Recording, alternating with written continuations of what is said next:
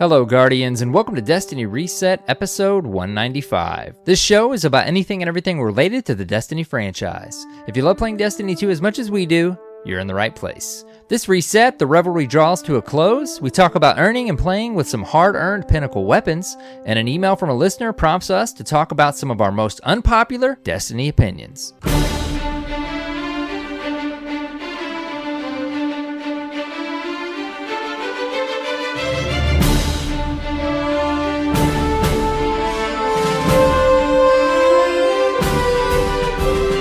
Hello, Guardians, and welcome. It's AER0KNIGHT and, of course, CyborgSasquatch. Hello, friend. Hello, Guardian. How's it going? It's going well. Yeah? Yeah. Yeah, good. You know, That's I'm awesome. excited. You wanna know why? Why? Lego Movie 2 comes out on DVD Tuesday. Oh, nice, dude. Have you seen it? Oh, yeah. Okay. I saw it Yeah. in the theater with my son, but it was Yes, we did fun.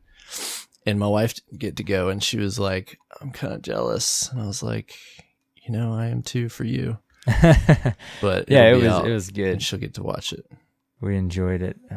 I did not realize it was already coming out on Blu-ray. I've been browsing the MCU movies so much recently. I'm like, oh yeah, not paying attention what else is going out coming out because I started the attempt a while back, but I'm back on the attempt of watching, rewatching them all. When I say rewatch, I only mean like 4 or 5 into it, and then I haven't seen any after that. I'm like, my wife and I are so far behind on that whole spiel, but we'll catch up at some point. Yeah, I was working late several nights this week, and I watched.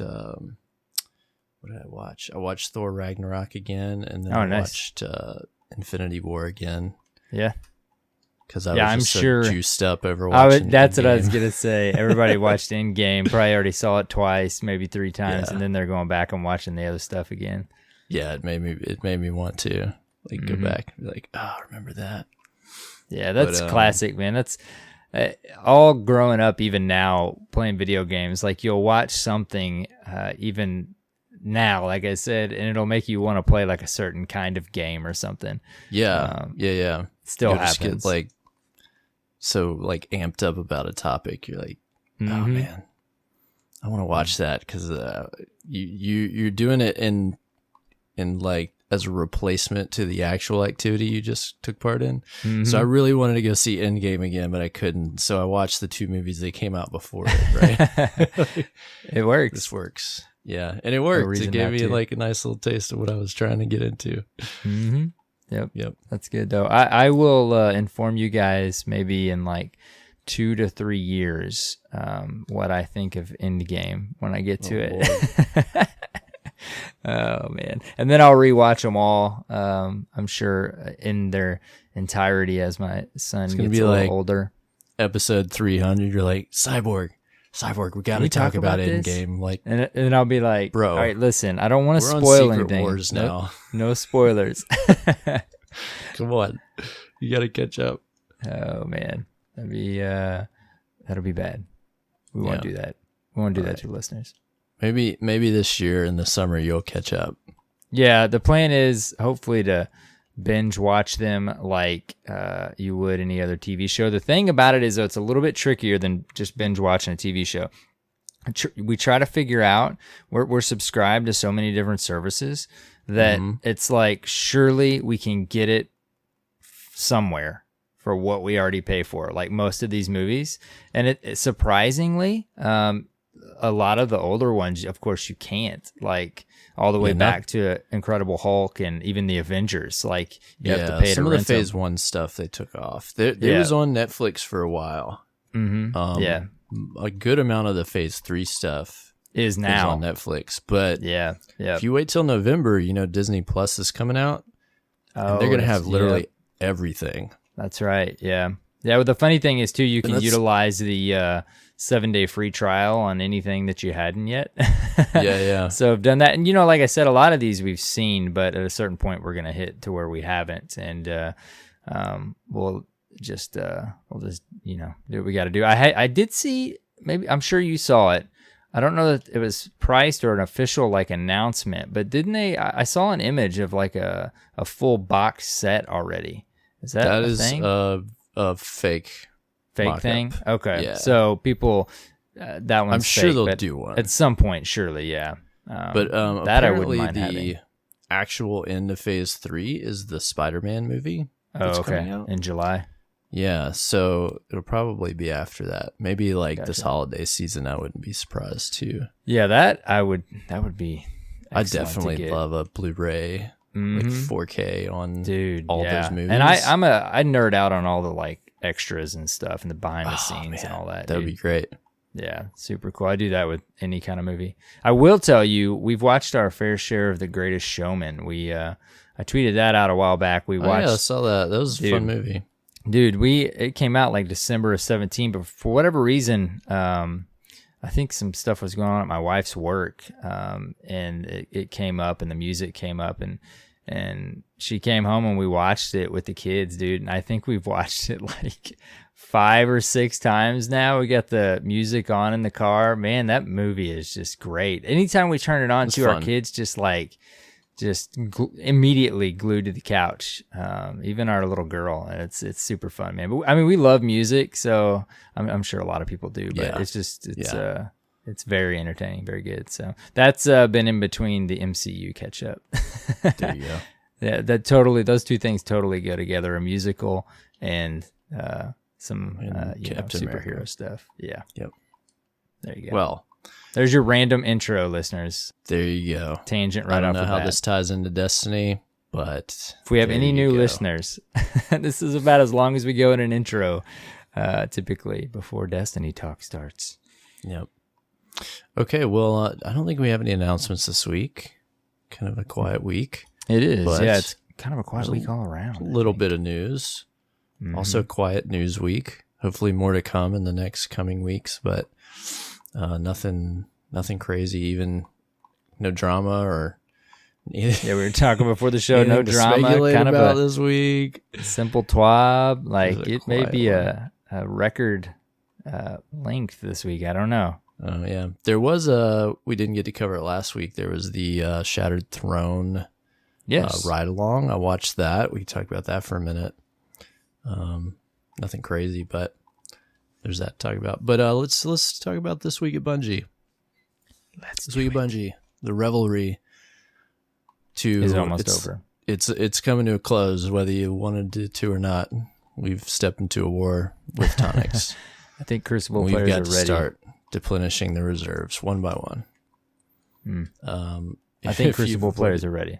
Yeah. I jumped in the Crucible actually, and it wasn't too bad, but it was quick play, and I was trying to use my new Arbalist, which we'll talk about later, but it wasn't too crazy. I'll tell my Crucible stories of the revelry in the reset. It's been interesting. But yeah, so Revelry's drawn to a close. If you didn't get a chance to grab the Arbalist, it will be going into the loot pool. You'll just have to get it as a random drop, however. So hopefully you got that if you played some Revelry and you get the far more easier way than waiting on RNG. Yeah, what did they didn't do that with the Thunderlord. What weapon did they do that with? Because it's such a good... They did with Thunderlord. Did they do it with Thunderlord? Okay, I was thinking it was something else. It's such a good structure to like throw it in an event if you want it early and quick and want to check it out, grind it out, and then if you don't, it just becomes... Yeah, I like that you can do the pool. event and have a direct path and do a fun quest, and sometimes not a fun quest, but it's a quest nonetheless. Right. You could do it that way, and then if you miss it, you still have a chance to... You don't totally miss it, right? I like that. Yep, I do too. That is good. So the Arbalist will be in the drops. Be in your drops. Next up, they took a stroll through the depths of the Shattered Throne this past Monday. They had a few representatives from the teams who helped build the mysterious dungeon and offered some developer commentary on their motivations and design philosophies. You can go check this out on Twitch. You can watch the replay. It's really about an hour, but the whole video is about an hour and a half. I had a great time watching this because I've done a lot of Shattered Thrones. Very nice. And you should go check this out if you're interested at all in game development. What I love about these ride-alongs, especially like when they have a good combination of the devs, like in this, we got to hear from like, design lead, and we got to hear from an art lead, a sound designer, which they all had really interesting things to say about how they approached this and what their design goals were. And did you know that when you enter the Shattered Throne, literally all the sound effects are processed differently, from how you shoot your guns to how you hear the take-in? Like, it has its own sound palette altogether. Which I always kind of like, I subconsciously knew things sounded differently, but I couldn't quite put my finger on why it was different. But that's part of it. That's very cool. Yeah, those are always cool. You're right about. I didn't get to catch this one yet, but just to learn about those things when we say every other week that we're not game developers, but we try to give some constructive feedback. I mean, these usually give some good insight on things maybe we don't realize what happens behind the scenes or the work they put in on certain things, stuff like that. Yeah, Definitely. It was really cool, and they even talked about how one of their goals for the activity was that it could be soloed.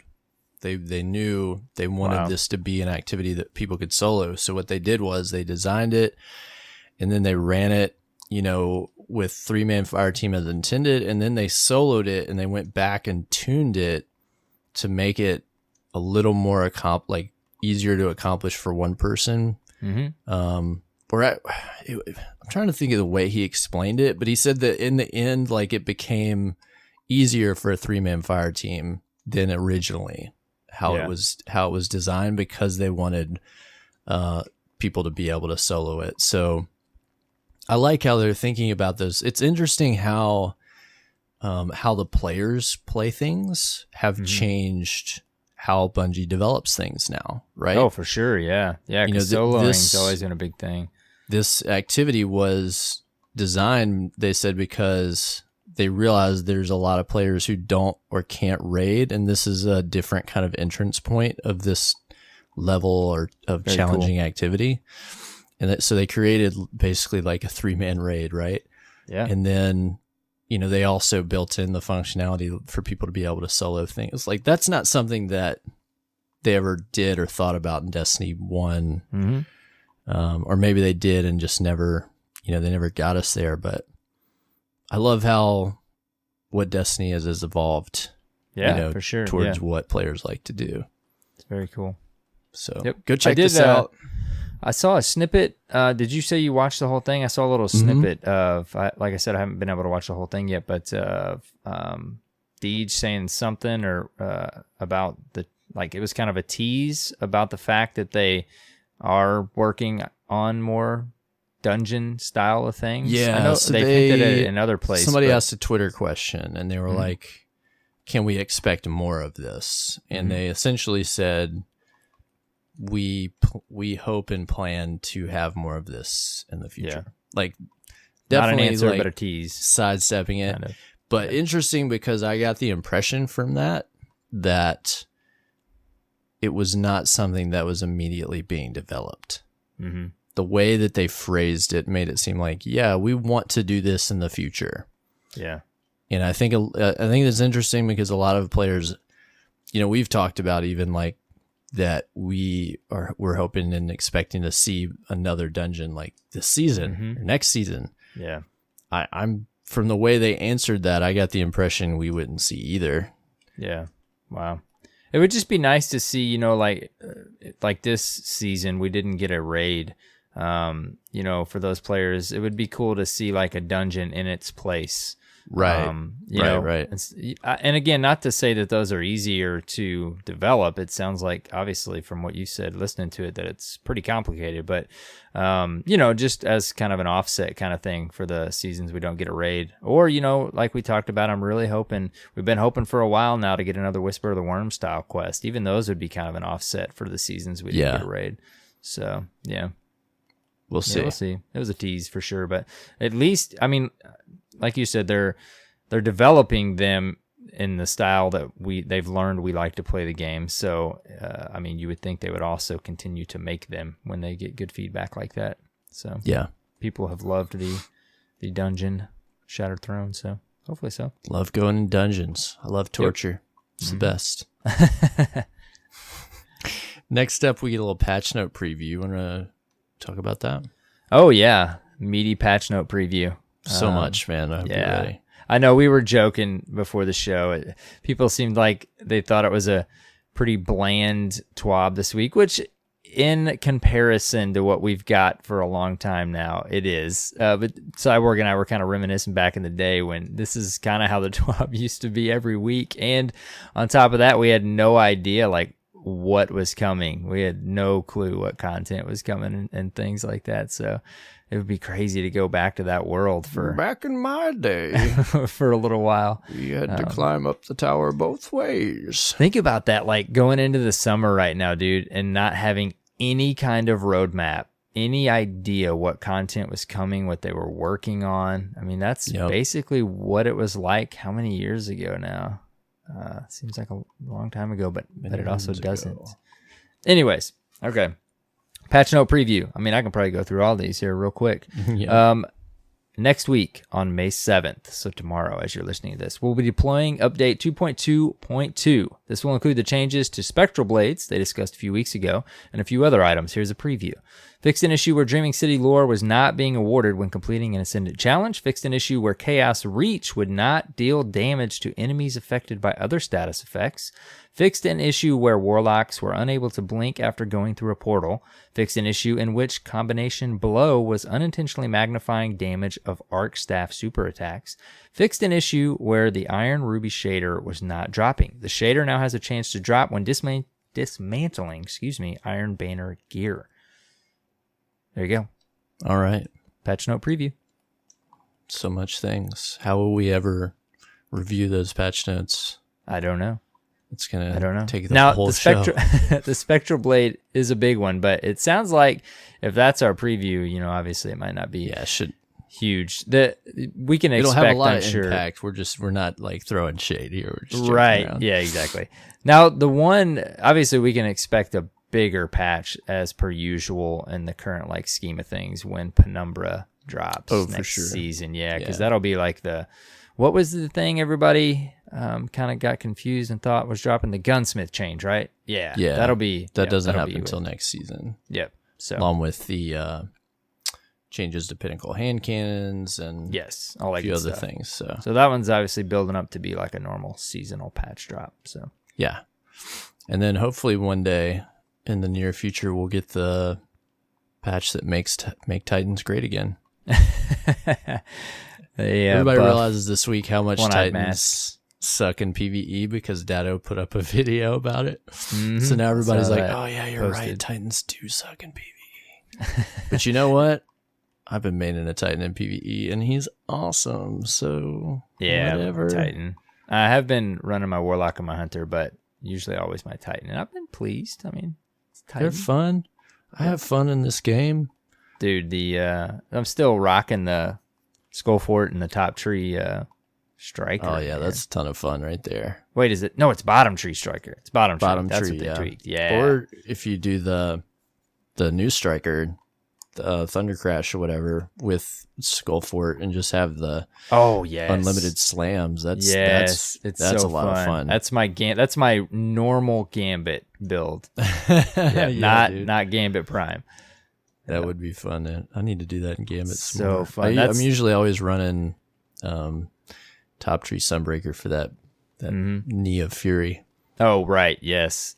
When I grinded out Breakneck last season, that's all I ran. That's when I had like that little 2-minute montage I made. All I ran was Middle Tree Striker with Skullfort. Yeah, dude, it was just slam. I was the Reaper. I was a Reaper before Reaper was a thing.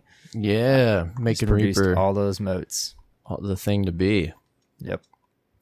All right. Over in Destiny player support, we've got a update on known issues and upcoming fixes with Destiny 2 update 2.2.2. That's a lot of twos.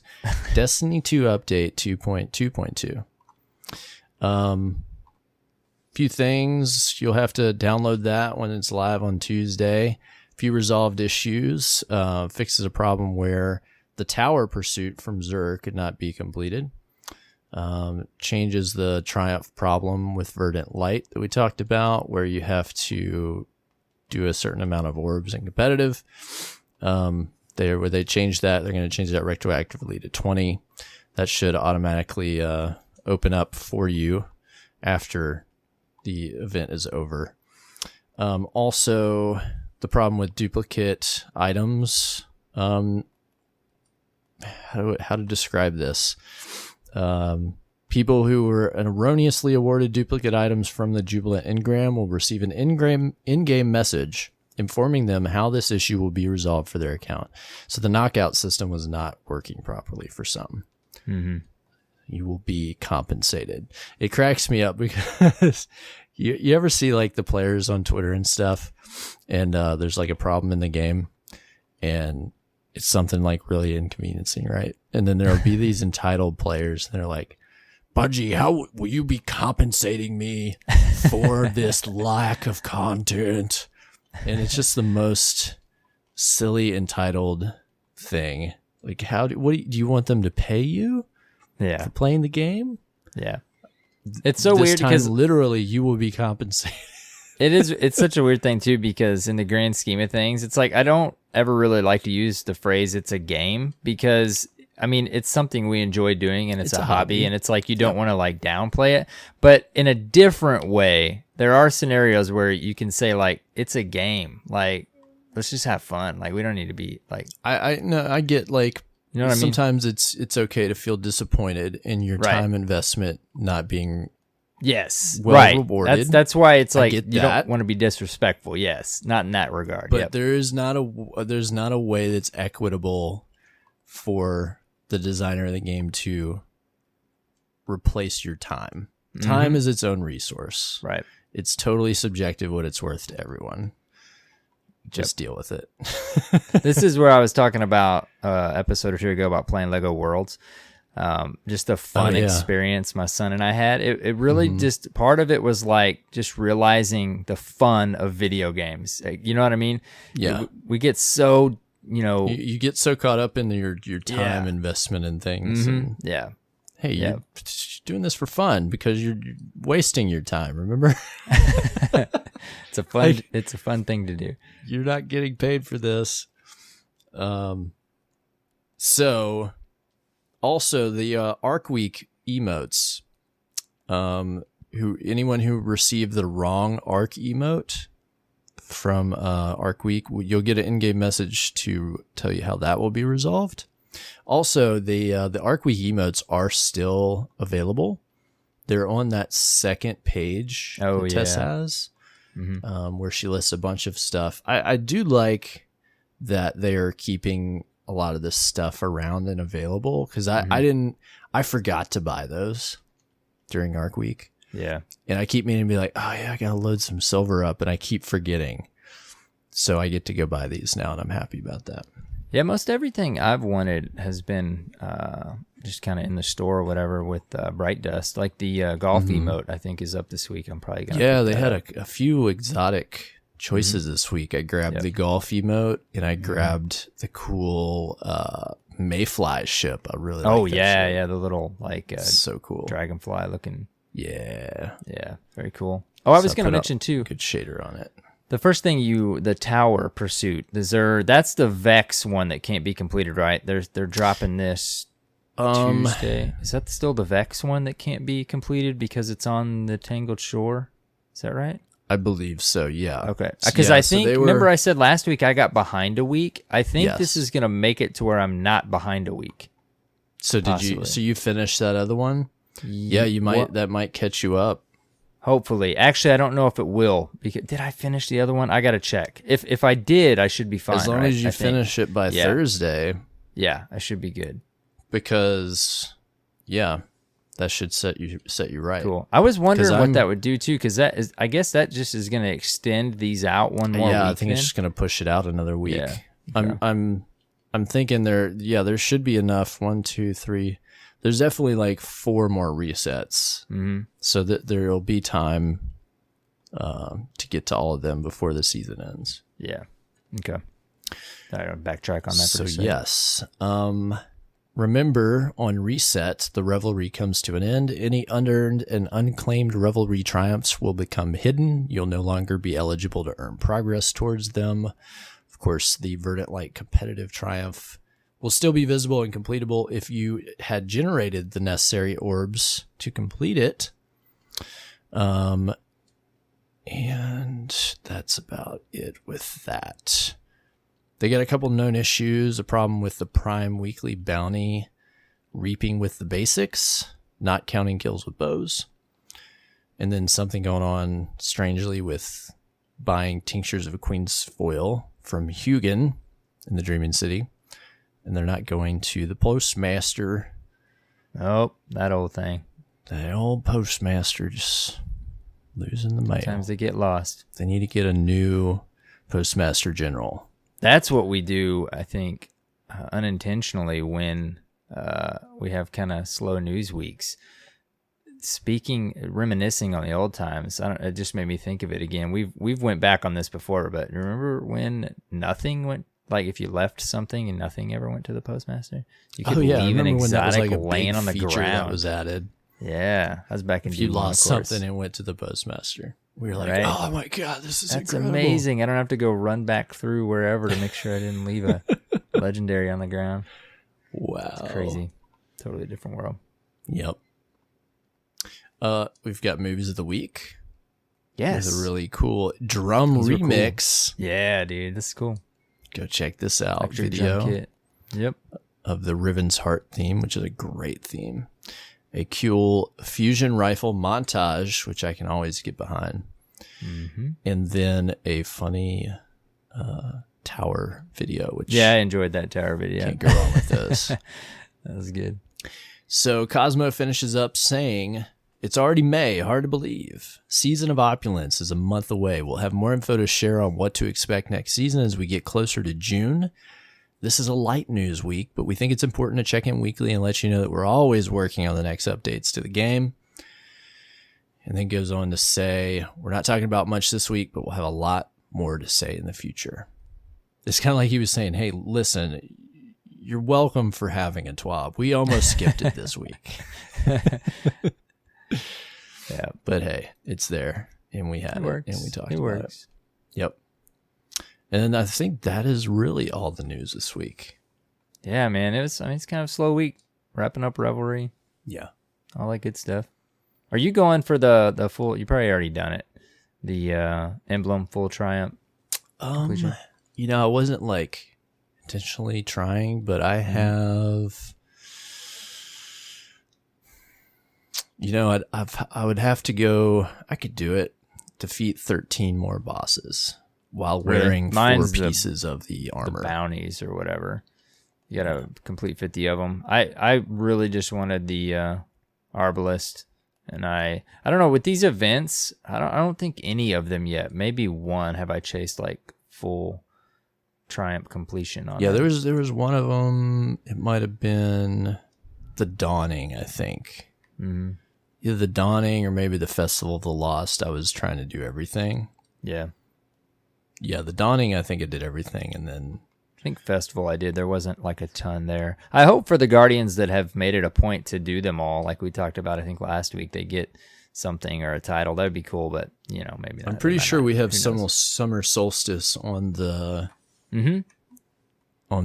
content map for this year, and I'm sure I'll do all that. Yeah. Because that's kind of the hobbyist's dream event, It's like, hey, go do everything, and if you do everything, you get everything. So there's that. All right, man. How about this? How was your reset? Oh man, slow news week, slow gameplay week. It's been busy, dude. It's work and personal life and stuff. I did fit in a couple nights. I think a night or two after we recorded last, I jumped on and finished up getting my Arbalist, and immediately took that thing into the Crucible on my Hunter, because a certain someone told me that it was that they had heard it feels a lot like No Land Beyond. So I had to immediately jump in the Crucible. Didn't care if people were going to be throwing 100 grenades. And I will say, while it is not exactly like my favorite gun ever in this franchise, it definitely scratches that itch that I'm missing from that gun. I have to charge the thing, so that, that's a bit different. But I had to throw up I played 2 games. I played like 1.5 games. I don't know if I went in late on one or what it was, but I had to throw up like a little short montage on my Twitter feed. It was, I don't know, probably like 30 seconds long, but I got some kills with that thing, dude. Like, it is exactly the play style that I trained on for years in D1.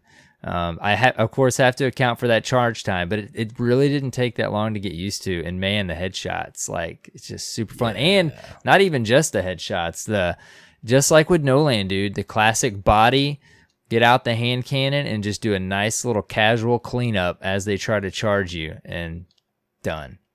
It's I enjoy it. I haven't gotten any more play time with it, but I'm gonna probably jump in hopefully before the weekend's over and goof around with it more. I am enjoying it. Yeah. Do you like it? Have you used it in the Crucible? Yeah, I a little bit in the Crucible. I was more just kind of toying around with it in PvE and stuff, and it's a fun gun. It is. It's not exactly my style of like kind of stuff, because I don't know. I'd rather, for precision kills, be using a scout or hand cannon or something. But it's a cool like new toy. I don't know what it is about the No Land Beyond that clicks with my playstyle so much. And then it was training me to play better without even realizing it, because you basically, we probably talked about this so many episodes ago, but you have to engage and disengage in such a quick decision, because if you miss the shot, you got to move on and come back. You got to regroup. Or you're dead. Right, or you're dead. It's exactly like that, how No Land was. Like, you get in, you make the shot. If you miss, like, run. Get out of there, regroup, and come back. I think that's basically why that's not my ideal Crucible weapon, because I'm just not, I don't have Twitch skills. I'm slow. So for me, it's like, I'm probably going to miss a shot, and then I'm probably going to die. And it's easy to panic too. And that's why I enjoyed No Land on my Titan as well. But on the Hunter, you're just so snappy. Everything about the Hunter is so snappy. And it worked so well with me, at least in my brain, with a snappy kind of weapon. And like you just said, kills like that and that kind of movement. So I think I'm going to enjoy it more. Again, the charge time kind of throws me off a little bit, but it's just fun. It's a good time. So, and being in the primary slot too. Now you only get 2 shots, so that's an adjustment as well. But green bricks to start dropping all over the place. Yeah, you can pick up ammo. Yeah, so it's okay. That's great, man. I'm glad you liked it. Yeah, I'm glad you told me what you had heard, because I hadn't heard that yet, and that got me right into the Crucible with it. But other than that, I did play a decent session one night, and I actually jumped on my Hunter and started leveling my Hunter, because I got my Warlock, I think, to 698. And I was like, you know what? Before I cap him out, I'll jump on my Hunter, and she's already, I think I'm pushing 680 with her. So I don't know, it's the first time in a while, like I said last week, I'm leveling alts, and it's fun to be on a different class. It is fun to jump off my Titan for a little bit and play on some other classes in PvE. It's a good time. You know what I've found fun recently was playing with Geomax stabilizers on a Warlock. Oh yeah. Gosh. So much fun. Are you like, you really do embrace the Titan now? Like, you call yourself a Titan. Do you ever feel like you're still a Warlock at heart? Or Warlock on the inside. Warlock on the outside. Warlock in the brains. Yeah. And Titan in the force. Yeah, until I honestly, like, I was talking with somebody about this lately. Until they fix some mobility problems with warlocks. I just don't ever see myself going back to that as like a main class. It's funny you because say that. Every last time week, I swap to it, I'm just now, it's so jarring. Frustrated. That's funny, dude. I did my first Ascendant challenge with my Warlock. I think it might have been sometime last reset, and it was like I first went in, and I'm like, yeah, I don't even know if I'm gonna be able to do. I mean, you can do it, but it just you feel like you're being punished. Mm-hmm. Like you feel like you're wearing, ankle weights, right? And why would you want to play that way? For any new listeners, just know if you didn't already, Cyborg was Warlock main all through Destiny, so he's not saying this is like a new Warlock that doesn't know how to jump. The most hardcore class enthusiast for Warlocks ever, probably. I would be. Your Warlock jumps. This is like Ikora becoming a Titan. That's what happened in Destiny 2, if you're not familiar. And it's just because they're more fun to play, man. And I'm not gonna punish myself because I like the idea and aesthetics. I vastly prefer the fashion and the philosophy of the Warlock class to any other class, but they're not the most fun class to play. Deep down, you're still a Warlock. Yeah, they're not the most fun to play. I'll bring this up because we got time this week. So I was talking with my buddy, Jump Smith, and he was on the show a while back, so you guys know him. And we're talking about this same thing, right? Class divide Warlock. And I was playing on my Warlock, and I was enjoying the Geomag stabilizers because those are a fun exotic. And so we were talking about mobility, and here's what I landed on. This would be my dream design choice if, say, they decided to make some changes in Destiny 3, which I don't know if they will. I don't know if they would make this kind of extreme change. But what I would love to see is for all of the classes to have the same jumps. And I think it would be great if they all could choose between like basically all three classes, like ideal jumps. Like the Titans would have their momentum based jump signature move, and the Hunters have their triple jump, right? And then the Warlocks mostly have blink. I would love for all three classes to be able to choose between those based on subclass, but all have the same jumps so that jumping is like a standardized thing, right? Like you learn that skill and the movement and how it works is the same regardless of what character you're playing on. And then instead of these weird class abilities that we have, which not just hating for the sake of hating on Destiny 2, but I've never totally bought into the class ability thing. Like I just never felt like it was executed well. I'd love to see those just go away, or become some other type of like subclass feature. And instead you have mobility options. So each class would have their own unique mobility, like differentiators. So of course Hunters, right? They'll have their shade step. Okay, so that's the thing only Hunters have. They do their special dash. Titans, no matter what class you're on, would have a variation of like a shoulder charge. So they have like their sprint ahead, like dash. And then Warlocks could have their midair dash, like the, what is it called for Dawnblade? Icarus dash, I think. Yeah. But imagine being able to have that on every build. But it's, that's what makes it different. Not the jumps, but the mobility option.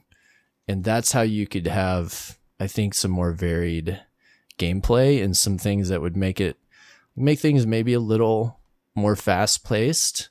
Yeah. And a little more interesting than saying like, okay, they're different because they have these jumps. Like, why on earth would different classes have different jumps? You know, like, oh no, I'm a warlock and I can't jump like you. Like, that doesn't make sense. Yeah. That's an interesting take. Yeah, I mean, it's always been.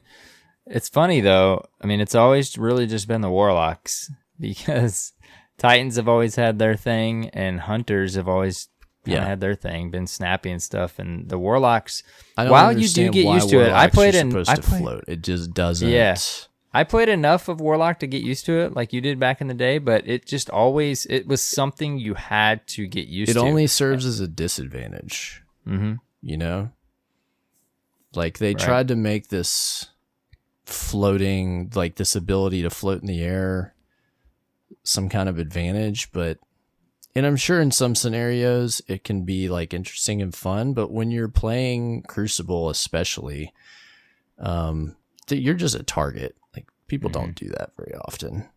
Right. And you're playing against other classes that have like these cool mobility options that allow them to just totally duck around you and jump around, do all kinds of silly stuff. So unless you're running blank, like, your mobility options are null on a warlock, or if you're doing Icarus Dash. I mean, those are two great examples of what they can do to make it shine, and yet they confine them to just two specific subclass paths, attunements. Right. Yeah. So you can only do those if you're running that build. Good step. Yeah, the dash was good for them. It just made me miss even more not having my garrison for my Titan. I know. Don't get me wrong. Like, Twilight Garrison was amazing, and I would love as a Titan to have that again. But I think it would be cool just to have those unique mobility options for each class alone, and so that way you have, like, you know, each class doing that thing, just like, you know, hunters. They're like, their class ability is a mobility option. Like, they would always have that. Right. Yeah, it's always been a thing too, that Titans unintentionally or intentionally being faster than hunters. That's always been kind of a topic as well, because hunters seem like they would be the faster or sneakier of the class, I guess. But really, they're, I guess, agile. Really, the more agile, right? Yeah, agile. And Titans are like this moving freight train. Right. Yeah. You know, just like charging in, just throwing their weight against stuff, and that makes sense with shoulder charge type abilities.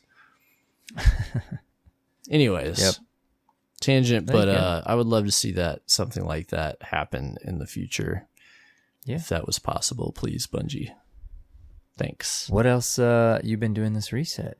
Well, let me tell you, got into some things and stuff. First story, I decided I want to solo the Shattered Throne, because having the Verdant light buffs makes it easy. So I go in, playing the game, doing the thing. I got all the way to the ogre, and about 3/4 of the way through that fight and accidentally died. So I screwed up my flawless run, but I was like, all right, that's cool. I'll just go for, I'm going to go for the solo triumph at least. So it got kind of late, and I was like, all right, I'll pick this back up. So I pick it up the next night, figured out my strategy, proceeded through, and I got through that fight, and then got down to Dul Inkaru and beat her, finished it up. I'm like, yes, I did it. And I'm reveling in my victory, and I realized, wait a minute, why didn't the triumph pop? So I did it. I've got screenshots to prove it, but the triumph didn't trigger. Wow, no way. And I think it is because, so here's what happened the first night I started it. I had been doing something, and my buddy, we were doing, what's it called? Drawing a blank. We're doing the fun times in the Dreaming City with the stuff. Blind Well. There we go. I was doing Blind Well, and my buddy jumped in to help me. And then he went back to his other game on his computer. And I didn't know, but he didn't leave my fire team. And I was like, all right, I'm going to do Shattered Throne now. So I loaded in, and I look, and it's like not starting. I'm like, wait, what's going on? And then he loads in. I'm like, oh, you came with me. And I like laughed. And he's like, oh, my bad, I'll leave. And he left. And then I reloaded the encounter, and it started, but I think it counted him as being in the activity with me for the completion. And so that's my story of soloing Shattered Throne without getting the triumph. Man. And then this other funny thing happened is, so I had what I did was I did it on my Hunter, and I did it with the Night Stalker in the class ability buff. So you basically have unlimited invis. Like by the time that your invis recharges, you hit it again and you never run out of invis. So you just run around like guerrilla tactics, just strike, boom, shotgun to the face, invis, disappear, like ninja, right? Mm-hmm. It still can be difficult. Like if once they see you or you're having to damage the boss, so you totally can get wrecked. But it makes it way easier. And also, put on what is that? I think the perk is called Mobius Quiver or something like that. But I'm thinking of the boots that give you your tether back. Oh yeah, Orpheus rig. Is that it? There you go. Okay, yeah, I think so you get lots of tethers too. That helps a lot. So funny thing is I'm fighting Dueling Karu, and the tricky thing is like if you have a tether in there, it makes it really easy because you can throw a tether down right when you start the fight and start damaging the knights. But when you tether them, they like disappear and become immune like a few seconds after. So you have to do it over and over. Well, I did it just right where I threw a tether down and I got enough damage to kill the knights, and it killed all the scions. So I killed all the adds and the knights like within seconds of the encounter starting. So I was able to grab the buffs and immediately run right up to Dueling Karu. And I was using what's the name of the shotgun? Let me look at my thing. Threat level?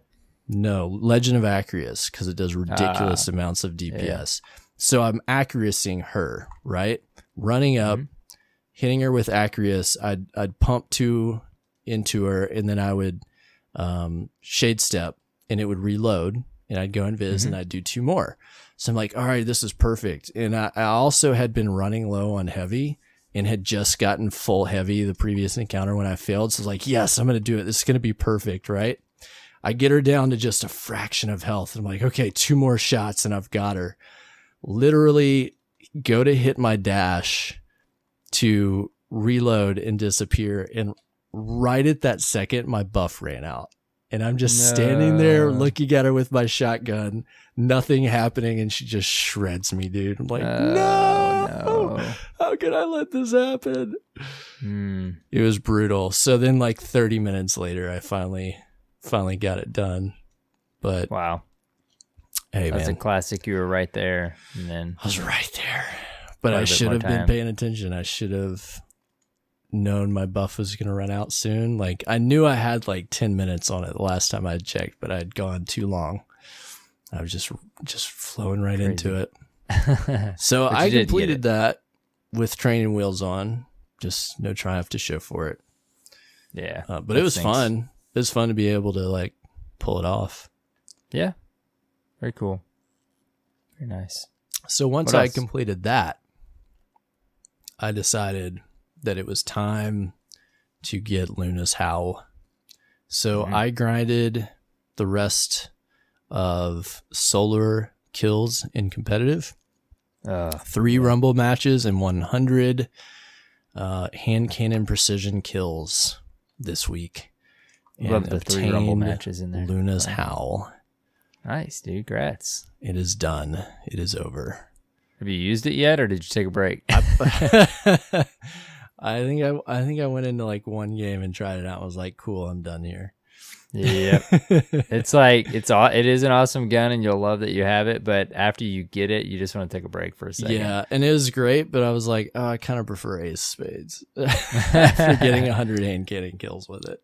Yeah. Like, this is great, but I don't like the range. Yeah, dude, when you get the pacing down on Ace of Spades, it is a beast. It's all about pacing your shots with that gun. So good. That's what I ended up using. I was at the beginning stages of that quest. I was using the Ikelos hand cannon, which is like basically what Luna's Howl is same archetype. Mm-hmm.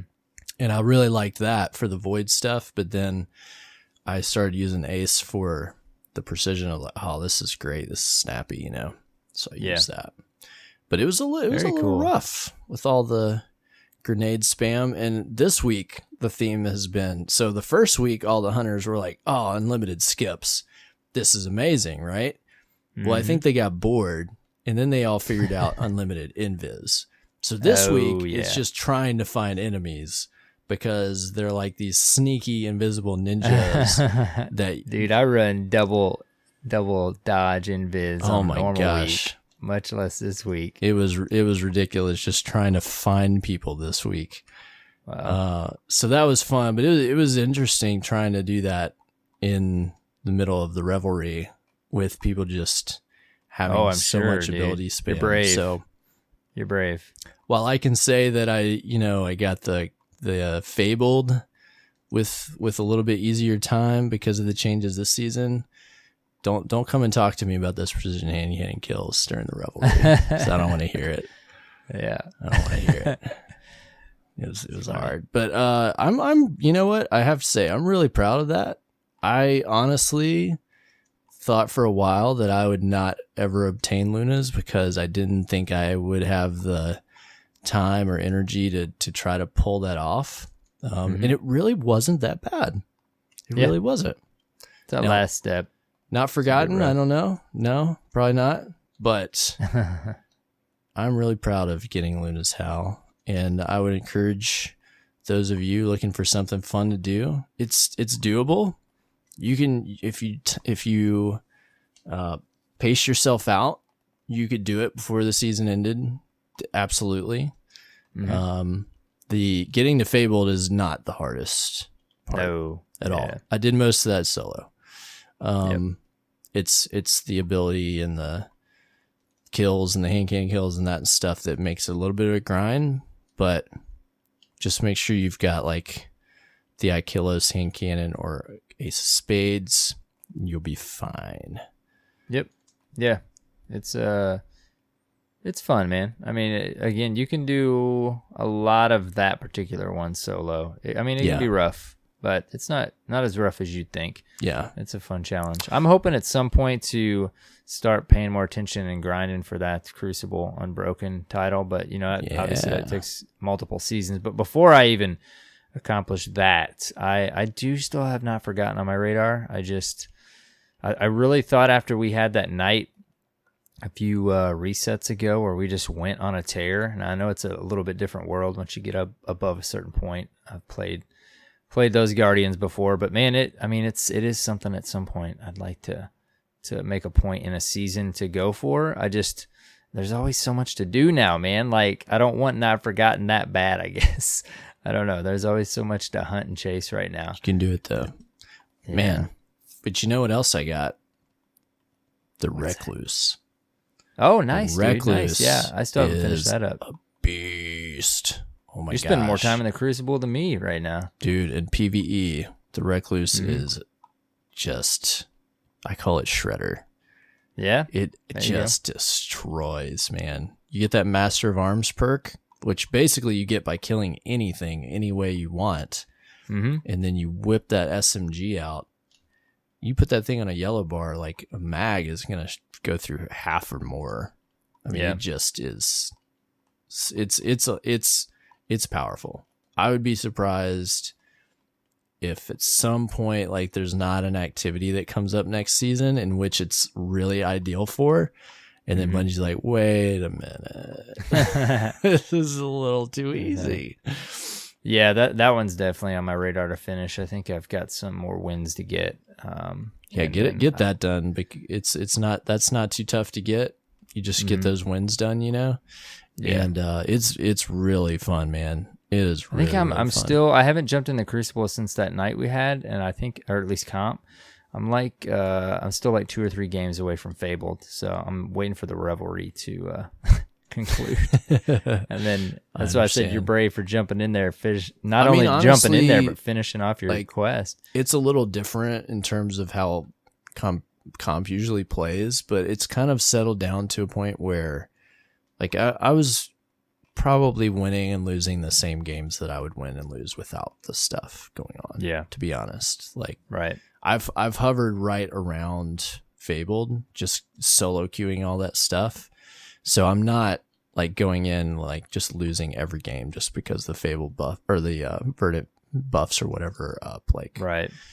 You just kind of pick what loadout you think you know you're going to enjoy doing and use like that I to said, your when I advantage, like played that else. game with Arbalist, it didn't really, maybe it was just the game I was in. I didn't feel like there was all kinds of crazy abilities in that particular one. But again, my play style is I was kind of staying back, doing a little peek and shoot. So maybe I was missing some of the action. Well, I mean, you're going to alter how you play a little bit, but as long as you don't get into a team that's just running nothing but skip grenades, it's not going to be that bad. Skips are really obnoxious still, but it's not all everybody's doing, you know? Mm-hmm. So. Cool. Very nice. So that's been my reset. That's what I've been doing. Now that I got those things done, I'm like just working on other triumphs and stuff. Nice. I'm trying to kind of decide, like, there's really the only other major things I can dedicate my time to now is working on those 2 titles that I don't have. Yeah. So I'm going to try to work on knocking out the stuff for Blacksmith I don't have done yet. Got a few things there.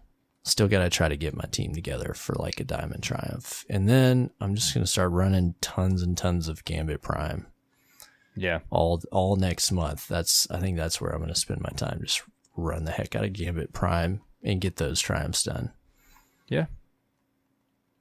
Because you got to win like, I think at least like 100 games, like with different classes and buffs and stuff. I don't remember exactly, but it's a lot. You got to play a lot. Right. So we'll see. And then, hey, in 2 weeks, I'm going to unlock Chronicler. I can't wait. Yeah, dude, that's super cool. Yeah. It's very cool. Yeah, I was going to say, I did fit in some Jurassic Park this week. I teased last week that I'd probably be building some dinosaur parks. It's super fun, dude. I got through there's 5 islands. I got through the first 2 islands, and then you unlock the sandbox island like you were telling me about. Oh, yeah. You unlock it after the first 2. You got to get your first island to a 4-star. And I just started building on it. You know, everything, there's no money or anything. But it's fun. It's super cool. I love that you can like go down into like 3rd-person mode, drive the Jeep around, tranquilize the dinosaurs if you want to move them. And then I had some dinosaurs like not getting along with each other, so I had to heal them and move them around. And I love games like this. I think part of the trickiest thing is keeping your predators from eating people. Or dinosaurs. Like that team tended to be the constant like pressure of, okay, do I have the right technology and can I keep these velociraptors from breaking out and just killing everything? Yeah, because even like you go on a contract on this, what is it? It's the security contract, and they early on they want you to like let one out. Yes. Luckily I ended up letting out just a herbivore. Like he was already I think he was aggravated because I tranquilized him. So he started like ramming the fence and he got out and they counted that because I was like, man, it's too early. I don't want to let out like this meat eating carnivore to like go eat the 500 people I just got to come to my park. But anyways, yeah, dude, it's super fun. Early on you unlock like a T-Rex looking kind of dinosaur. I forget the name of it. Maybe a carnosaur. Maybe, yeah. So like you kind of get that T-Rex feeling, but dude, I can't wait. You scroll through and can kind of see the dinosaurs grayed out and stuff, and I can't wait to get some of them unlocked. Yeah, it's fun, man. It's if you like sim games and you like Jurassic Park, like it's super fun. There's plenty to do. I will say, like the sandbox island is. Obviously, that's not like an old idea or a new idea. It's cool to have the option to just go there and have free reign on building whatever you want, and all you're trying to do is just get people to come to your park. But I hope I'm too early on now. When I get to the other islands, they don't look bigger than the 2 you initially start on. Maybe they just give you a bit more space to work with. I don't know how far you made it into it, but the available space and the way the space is shaped changes a lot. that make you make different choices, and then you're unlocking different technology too, with different goals, where you're kind of designing those parks around like, okay, we want you to use this and accomplish this goal, so you need to do one that has like a science focus and has all this research and this and that, you know? Yeah. Well, I hope like one of the last couple islands, the sandbox island, the original island that you unlock is huge. And I'm hoping, like, I love that that's there and it's sandbox mode and nothing costs anything, but I want the same thing, but like the whole game, like where I have to actually manage my finances and stuff. Right. So I'm hoping like it's not like 4 littler islands where you get like the finance aspect of it, or you can go to sandbox and yeah, I think I got to the 3rd or the 4th island, and I really don't know. I'm hoping they open it up a bit more on one of those last islands. The last one is super small, so it'd have to be the one before that. Now I will say it's cool. You don't just go into the sandbox island and have everything. That obviously would have been a bad choice, because you go there with what you've unlocked from doing stuff on the other islands. Cost you money. Right, exactly. So it's cool. Like you want to go back to the other islands and explore and play and advance things stuff and unlock stuff. And dinosaurs. It's neat. Yeah. Then you can jump back over there and just have your crazy park with. This is taking me back. Spare no expense. Classic line from Hammond in Jurassic Park. That's what the sandbox island is. No expense. Spared no expense. Yeah, man, I love Jurassic Park. I can't tell you how many times I watched the intro helicopter scene. I got my first home theater around the time. Well, I don't know if it was around the time I got Jurassic Park on DVD. Probably around the time I had my first home theater, and I watched that scene over and over again with that classic soundtrack theme, dude.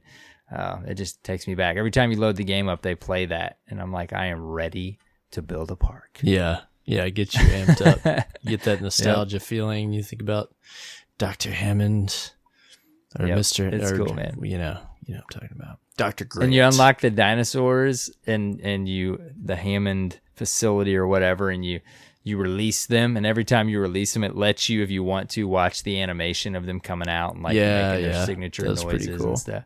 Yeah, it's fun. It's been a nice. I think I found a game that's pleasant, like, and easy to balance with Destiny. You just you play Destiny, you set up, you do your thing. We always do each reset, and then I throw on Jurassic Park before I go to bed and just kind of lay back, relax, build the dinosaur park. Unless they start busting through fences and stuff. That'd be a fun game if they were able to port it to the Switch. Oh, I could see that. Yeah. I could see that being really fun on the Switch. It's like every game. Be fun on the Switch. Right. At some point, I probably, because I always like to have a reason to turn on the Switch. Lego Worlds is it, and probably will be for a while. But Sid Meier, Civilization. I think I'm still. It was on sale for $40 on Amazon. I still didn't order it, but at some point, I think I'm going to. I got the fever to play that on Switch. I think I might do it. I'll keep you posted. Probably eat you alive. It probably will. What I played? I am a complete noob. I played last night was, which I never got around to playing this, I'm ashamed to say, but I picked up and started playing Borderlands, the pre-sequel. Oh, cool, dude. Nice. Yeah, because I grabbed what's it called? The Handsome Collection, I think. Mm-hmm. Yeah. That was on sale, like right after Borderlands 3 was announced, so I grabbed that. And so started playing that last night with one of my buddies, Darth. Very cool, dude. And it's a lot of fun. It made me remember the things I loved about Borderlands. Just like what makes it really fun is when you start getting a little more powerful, like a little higher levels, and you start getting ridiculous guns, and then you start getting ridiculous mods like shields and grenade mods and all that stuff that just starts to get really crazy, really fun, like buffs and abilities and stuff. And there's some really cool things that they did in the pre-sequel that I'd never checked out, that I'm excited to play that some. It also kind of like the game ages, like it makes you realize how far game technology and storage and different things have come in the past like 10 years or so, because the playable areas, like compared to the games like we play now, are pretty small. Like you have to like load and travel between areas a lot, like compared to what you're used to. And the graphics are okay. I'm not going to hate on the graphics are bad, but you can see like how far technology's come with this generation. And I'm excited for all the ways that they're going to be able to improve on that for Borderlands 3. That's going to make it really fun. Oh, yeah. And then there was the gameplay reveal for Borderlands 3 this week. Yes. I don't know if anybody saw that. I saw bits of it, but I was going to say, too, when I saw it, and this is probably just having that classic like gamer, the way you remember the way games used to look. Yeah. They definitely get away with some stuff with that cell-shaded art design, you know? Like, stuff doesn't probably look as dated as it could. Oh, yeah, that kind of throws that layer on there. Because it's so stylized. Yeah, right. And when I saw Borderlands 3 gameplay, I was like, wow, dude, it looks exactly like I remember Borderlands 2 looking. Yeah. Even though I'm sure it looks better and the actual experience will be better, you know, in a sense of just later on in gaming technology. But yeah, like first glance, I'm like, wow, dude, it's exactly like I remember Borderlands 2 looking. It looks just like it. And I did read that it is on a new engine. I think it's on Unreal 4, but it is the same. Like they kept the same art style and everything, so it looks the same, you know? Yeah. And sometimes like the things you remember about playing games isn't accurate. Yeah. Especially, you know, like graphics seem to go with you with time. They get better, even though when you go back and look at it, it's like, but I don't remember those being that bad. Yeah, that's what I was gonna say. You go back to a game and it's almost like you just get used to the generation you're in, and you don't realize, like, you go back to a game you played 10 years ago, you're like, holy crap, this really looks bad.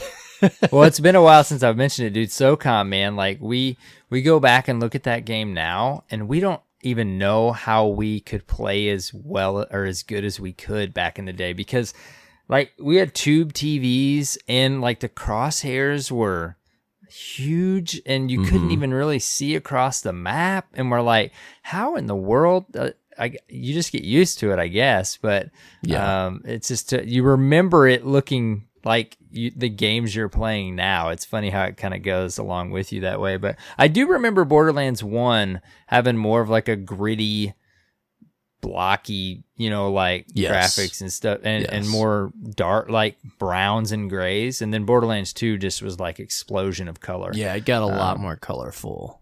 And it was also like Borderlands was a little more grittier in that it had a little more like blood. Yeah, and stuff like that. And that was something they mentioned about Borderlands 3, is it's going to be a little more gritty like the original Borderlands. Nice. But I think for Borderlands 2, like they're trying to open their audience up a little bit. So they made it a little more colorful, maybe a little more accessible, you know. But it's interesting to see how these franchises develop over time and how they stand up. But I've heard the Borderlands 1 like remaster that they put out with all the improved textures and everything looks fantastic. And I mean, I have it with that handsome collection. I might install it just to go look at it.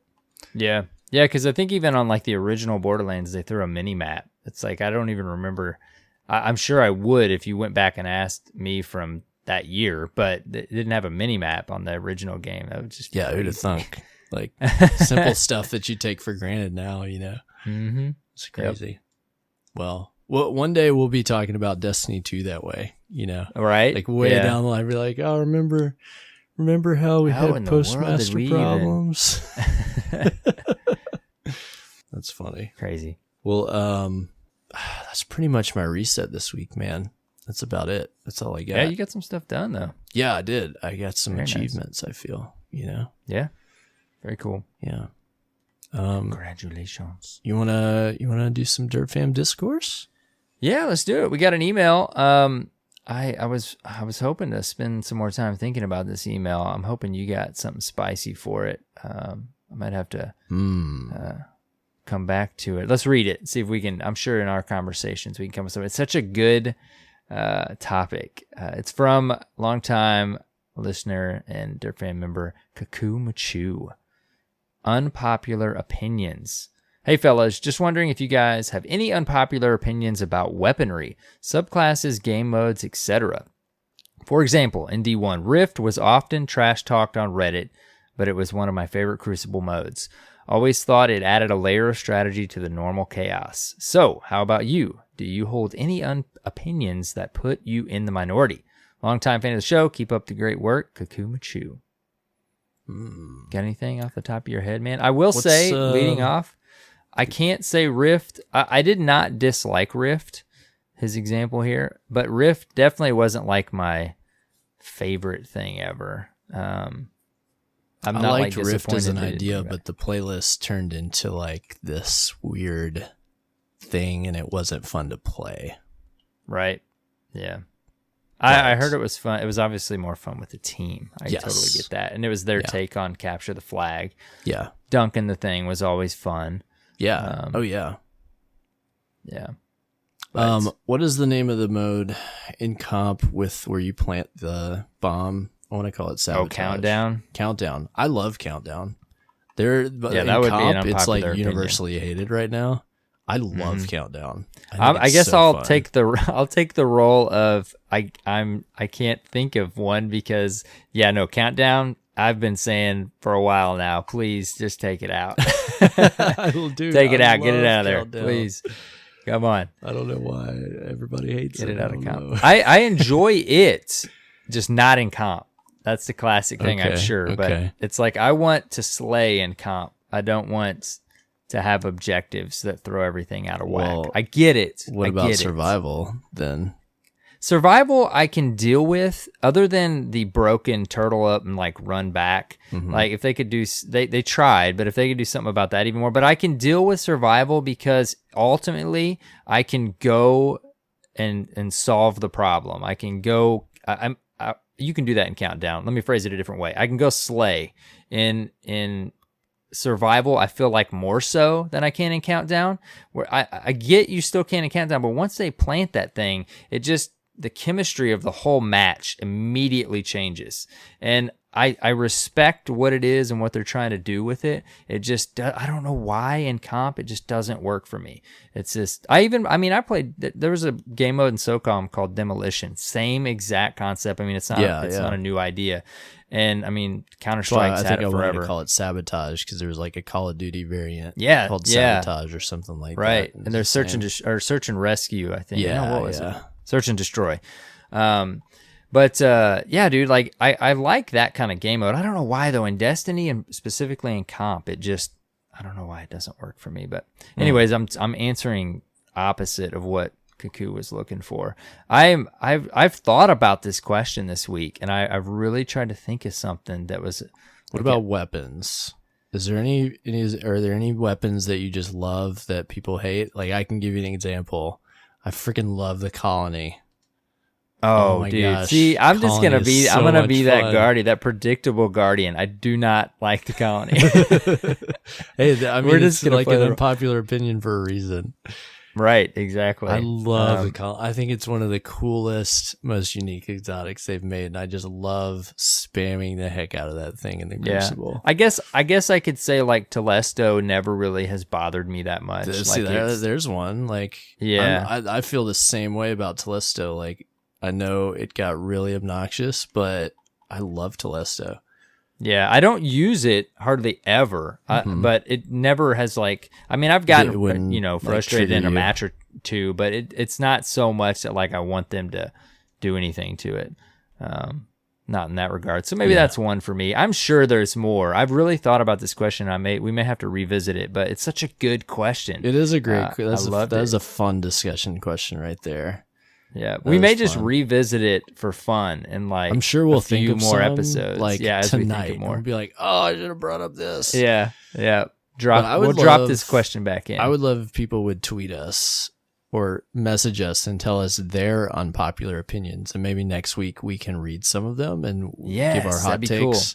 So if you're listening, Send us your unpopular Destiny opinions. What is normally hated or loved, and you feel the opposite? Let us know. I think we would love to hear from you about anything. Yeah. Hey, do you hate rating and you think it gets a unfair attention? Do you what is it? Like, let's hear what you have to say. Definitely do it. Cuckoo, that'll be great. Thank you for being a long-time listener and Derp fan member. So long. We know you, and we appreciate your awesome discussion question. Yes.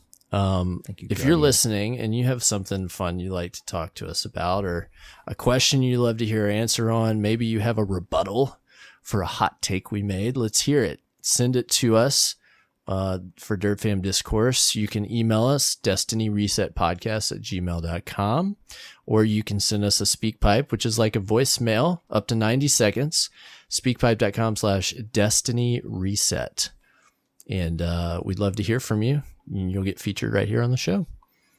Yes, you will. All right. That is a show, my friend. How about this? Do we have any new Dirt Fam patrons this week? We do, actually. We got a PayPal donation. Very much appreciate that, Guardian. Shout out to MechGamer532. Thank you, MechGamer. Yes. We appreciate your contribution. If you don't know what a patron is, go to patreon.com/destinyreset. And for as little as $1 a month, you can support the production budget of our show.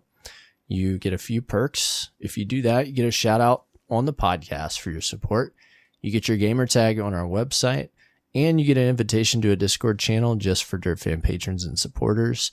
And like our friend this week, you can also, if you don't want to do the monthly thing and you would just like to do a one-time donation /tip, whatever you want to call it, you can do that as well, because we have a PayPal and we appreciate that just as much.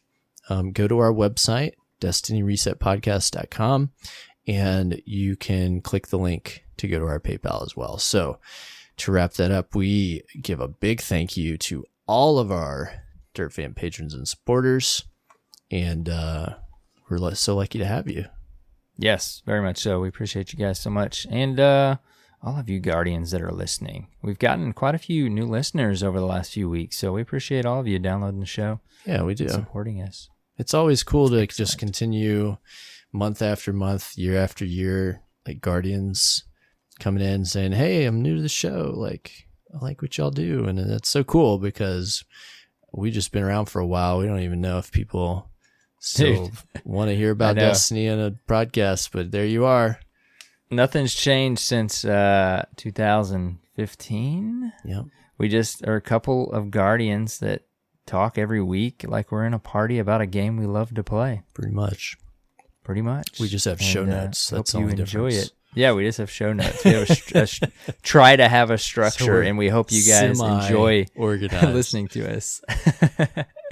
Well, yep. Where can people find you on the internet, AER0KNIGHT? You guys can find me on Twitter and YouTube at AER0KNIGHT with a 0. What about you, man? Perfect. You can find me on Twitter at CyborgSasquatch. You can find us on the web, DestinyResetPodcast.com. You can find us on Twitter at DestinyReset. That's your source for all the derp things. Join our Discord if you haven't.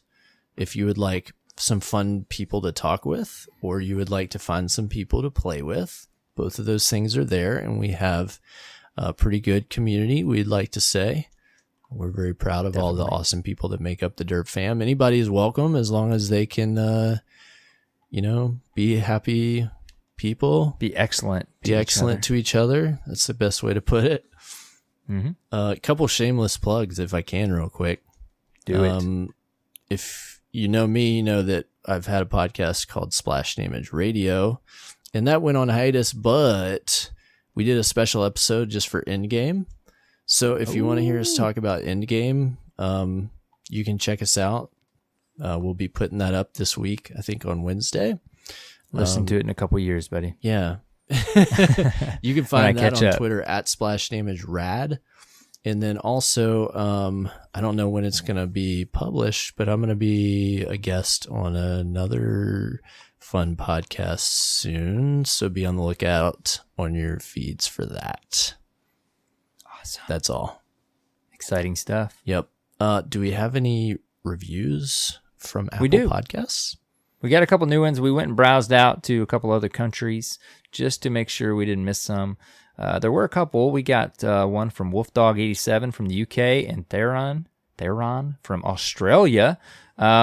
We now have a new service we're using thanks to a friend of ours that mentioned it to us that actually will tell us who all leaves us a review, no matter what country, what continent. And it'll also tell us even if you don't leave a written review. So we hope to not miss any from anywhere outside of the U.S. But if we have, please don't hesitate to email or tweet us and let us know, because we definitely want to give you a shout out. Yes. So thank you, Guardians. Yeah, thank you for those reviews. If you're listening on Apple Podcasts, please go leave us a review if you haven't left or haven't yet, because it helps us get seen and heard by more Guardians just like you. There you go. All right, man. Show. I'm gonna go play Destiny because that's what we do after the show. Dilemma right now. Yeah. Do I go level my hunter some more, or do I go out on expeditions for fossils to find more dinosaur species? Why not both? Why not both? That's exactly right. Why not both? Okay, maybe I'll do that. Until next reset, have fun playing Destiny 2, and take care, Guardians.